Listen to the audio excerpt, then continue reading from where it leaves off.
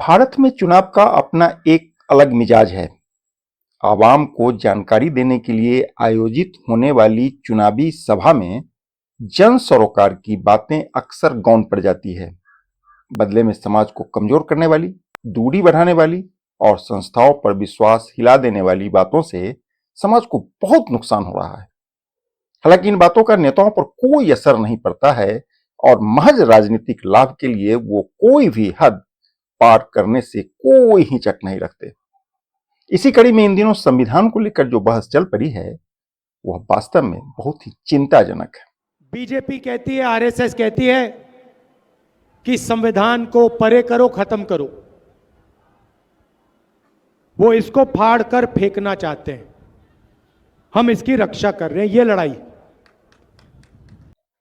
राजनीति का तकाजा है, यहां सवाल है तो यहां जवाब भी है। सहमति और असहमति के बीच प्रधानमंत्री नरेंद्र मोदी ने इसका बहुत ही विस्तार से जवाब दिया है।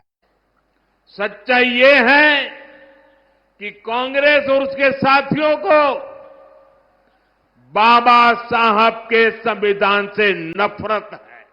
कांग्रेस के लोग संविधान के नाम पर अपनी एक अलग लाल किताब बंटवा रहे हैं। कांग्रेस की लाल किताब पर ऊपर तो लिखा है भारत का संविधान, लेकिन लोगों ने जब भीतर से खोला तो पता चला कि लाल किताब कोरी है।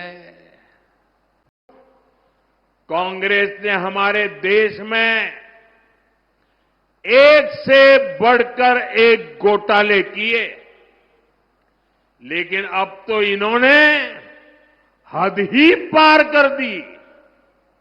कांग्रेस ने फर्जीवाड़े में अपना ही रिकॉर्ड तोड़ दिया है। संविधान के नाम पर लाल किताब छपवाना, उसमें से संविधान के शब्दों को हटाना, ये संविधान को खत्म करने की कांग्रेस की पुरानी सोच का नमूना है। ये कांग्रेस वाले देश में बाबा साहब का नहीं, अपना अलग ही संविधान चलाना चाहते हैं। कांग्रेस के लोग संविधान के नाम पर अपनी एक अलग लाल किताब बंटवा रहे हैं।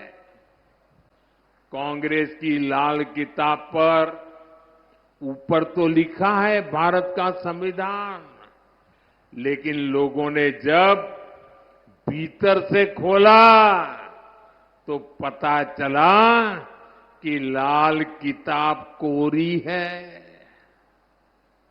सारे पन्ने कोरे, उसमें बाबा साहब के संविधान का एक शब्द भी नहीं लिखा है। ये उनकी बाबा साहब के प्रति जो नफरत है ना, उसका ये नमूना है। और देख, पूरा देश ये देख करके हैरान है कि चुनाव में इतना झूठा करने की इनकी हिम्मत। यही कोशिश इन लोगों ने आपातकाल के दौरान की थी, इमरजेंसी में की थी। अब अपनी अलग किताब छपवाकर ये संविधान का मजाक उड़ा रहे हैं। सच्चाई ये है कि कांग्रेस और उसके साथियों को बाबा साहब के संविधान से नफरत है।